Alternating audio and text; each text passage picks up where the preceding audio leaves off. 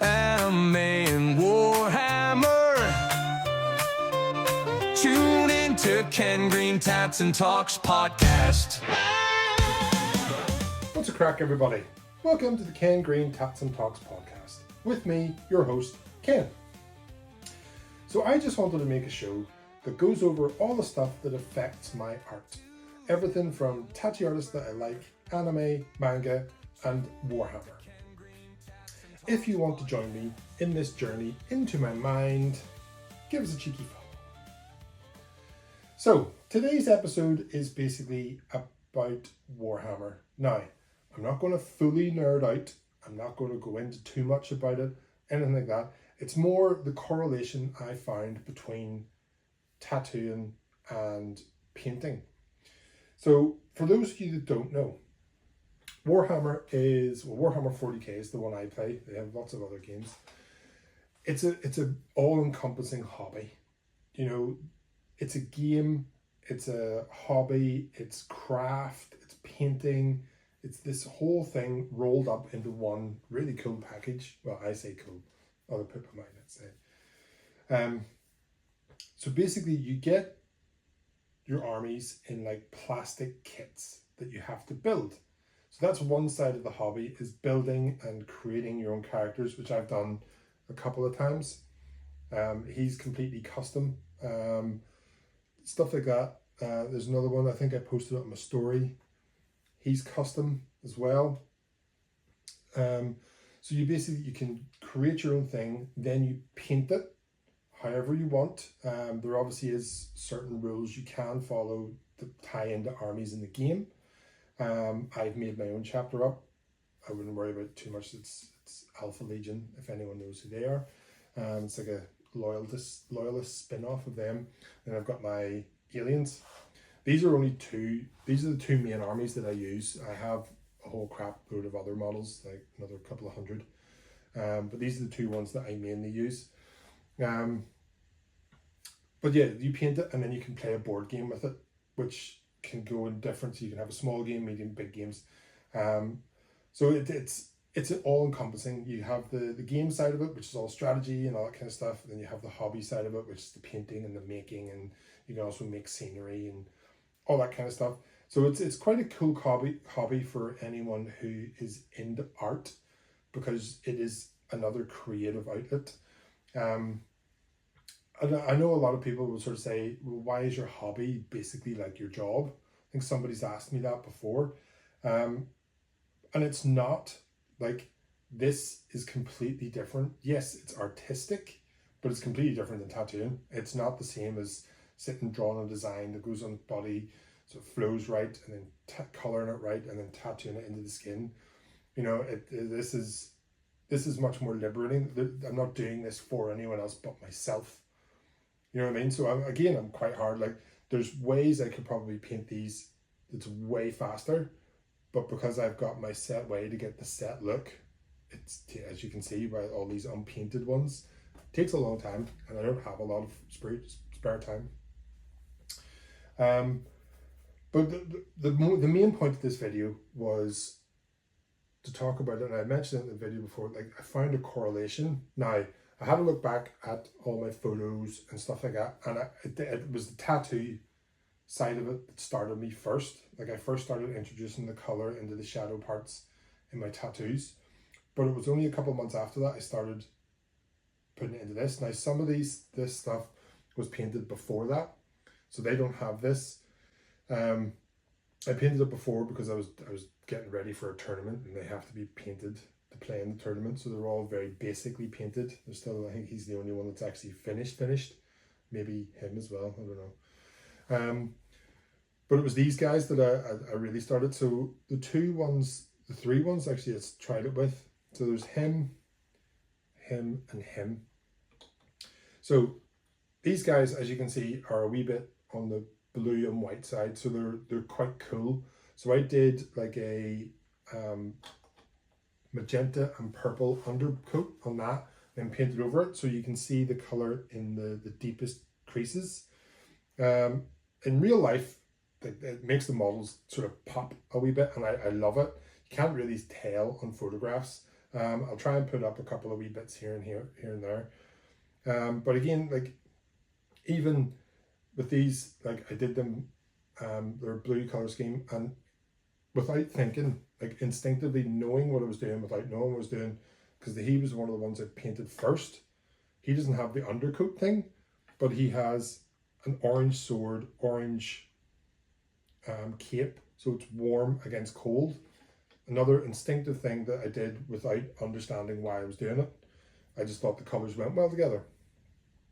So it definitely goes into the fact that having some sort of art knowledge with tattooing will help. You will, if you understand color theory in any sort of artistic venture, you will enjoy it more. You will also create things that you didn't know you could do.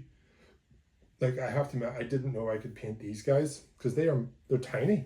Like this guy's head is probably the same size as, I don't even know what to compare it to. It's certain, like my fingernail is actually nearly the same size as his torso, but I painted that head realistically. He has a 5 o'clock shadow. I didn't do the eyes because I'm not that confident to do tiny dots, but he has a 5 o'clock shadow. He has like scars. You know what I mean? I'll try and post a close-up photo, but I think it shows you every single brushstroke. But you can imagine the head, like look at it in comparison to my finger. That's side by side. They're tiny. Like they're only a couple of inches tall in total. So here's the close-up of that head from the Space Marine. As you can see every single brushstroke because I've blown something up that was this big to now being this big. So you can see literally every single paint stroke. But if you zoomed out, you can kind of see what I mean by that 5 o'clock shadow and stuff that he had. I really enjoyed doing that one. I thought it turned out pretty well. Actually, you know what? I've literally just found a picture from November 23, which was a good few months before I started putting color into the shadows of my tattoos, and I found one here that I based in brown and then did the colors of it. So it was like quite a warm brown. So I was trying to do that sort of effect before my tattoos. Here, this is good to know. Like I'm learning stuff as I'm doing this episode. You'll see here as well that this is the finished one. This is my very first test model. It's a bit more, you can see every single paint stroke on that one. So you can, he's probably not the most refined out of all of them. So here's the one I was talking about, a couple of stills of it. The first one I tried to put a red undertone with.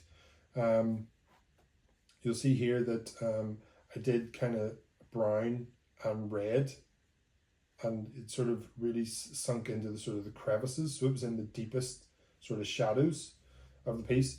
Ignore what's on in the background, that's just Tabletop Tactics. It's a wargaming load of guys that I follow and subscribe to them. They're quite good fun. They're actually really good fun. And from watching them, I've absorbed more rules than I actually learnt myself, which was quite good.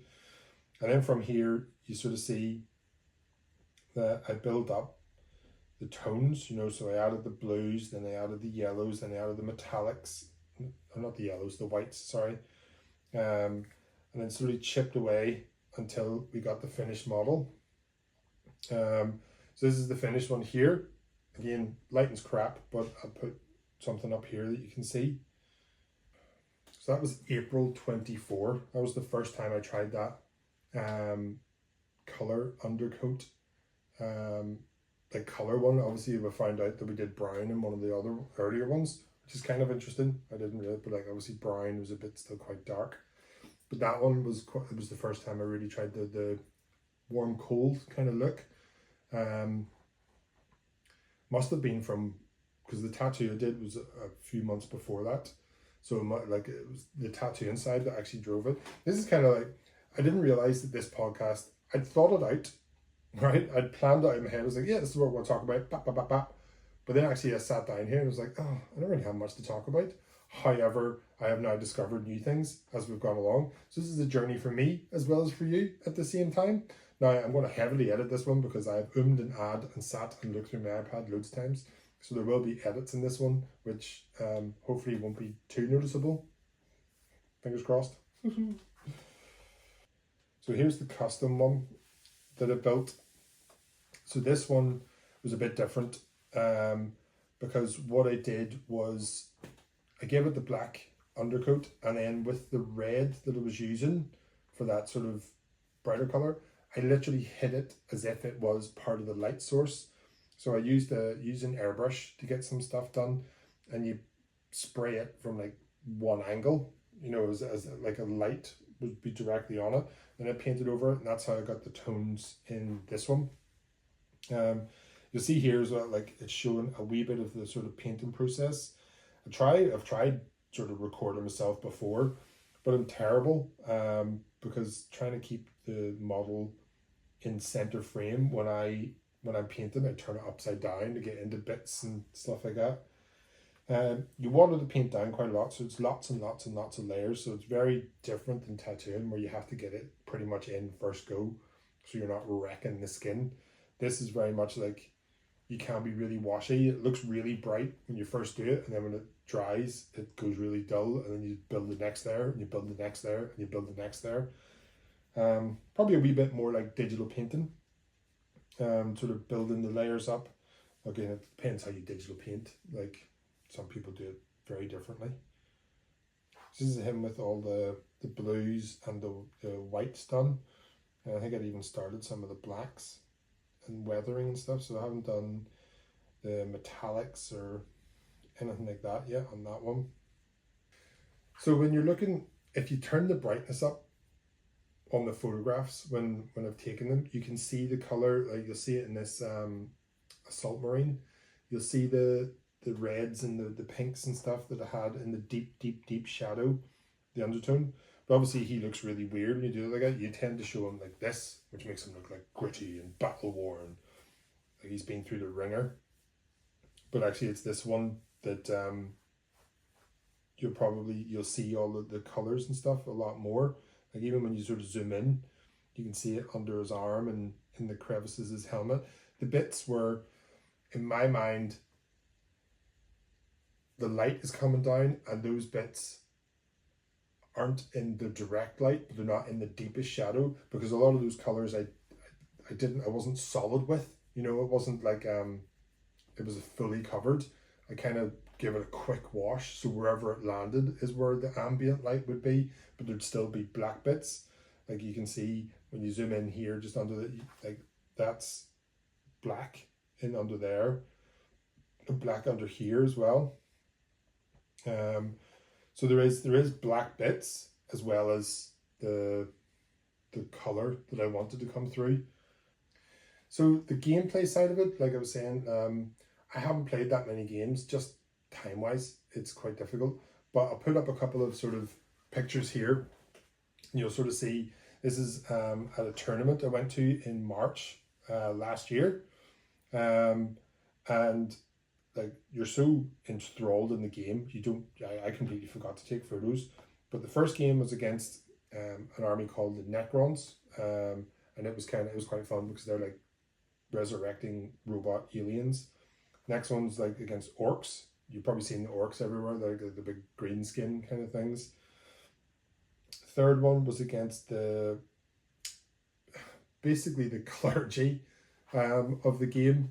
They are like the priests and priestesses and stuff like that, Adeptus Sororitas.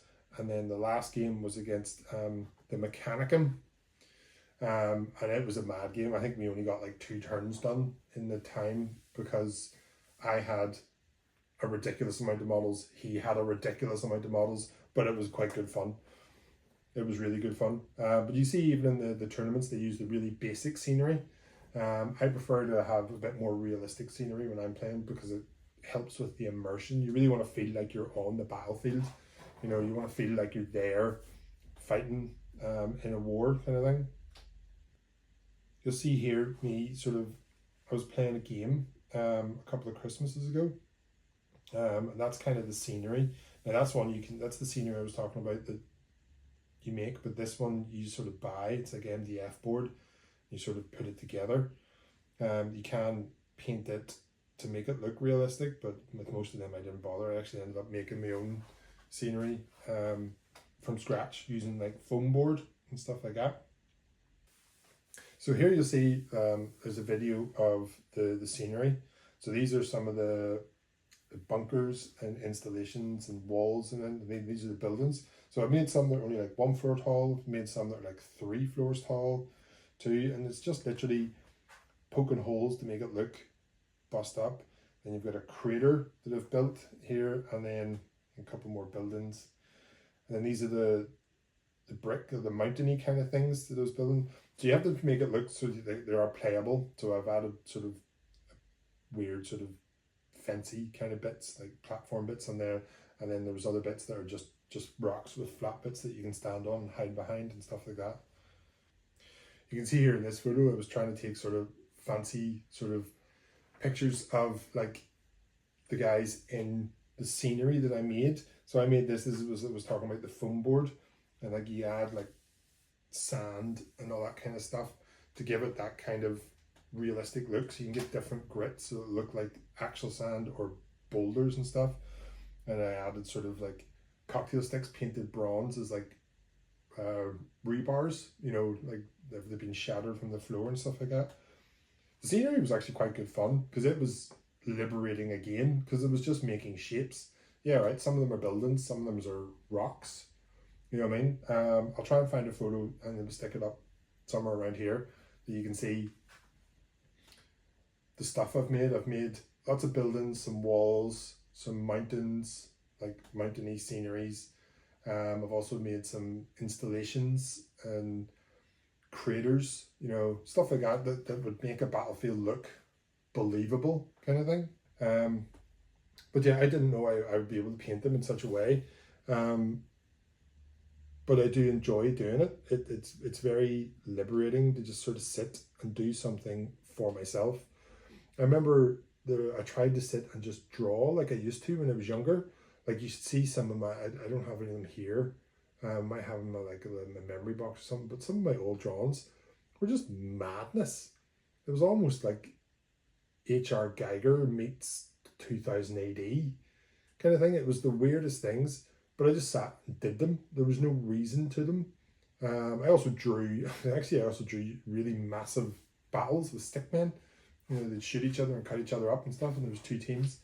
Sometimes there was a 3rd team came in. I think he was definitely the last one that properly painted. I've started a couple other ones, but I didn't record them at all. Like, so they're at various stages of doneness. But he was the last one that I fully finished. Given the sort of the army sort of heraldry and stuff that I created for it, which was quite fun to do. But yeah, so you can see like it's a creative outlet for me. It turns out that the tattoo inside for the color part came first, but I've mastered it with the painting more than I have until recently anyway, in the tattoo side of things. I apologize if this one comes across a bit more scatterbrained. Like I said, this has been a journey for you and me, where I thought I had figured out what I was talking about, but I really hadn't. At least this one is short and sweet, but we'll see how well this is received. I might end up doing more. I probably won't. It all depends. The tattoo inside definitely seems to do much better in these videos, so I'll probably keep going with them. Next week, speaking of which, if you want to come and join me, is actually some more local people, local tattoo artists that I have admired or I appreciate how they come across and what they do. I will talk about them in next week's episode. So until then, thank you very much for joining me. Love you.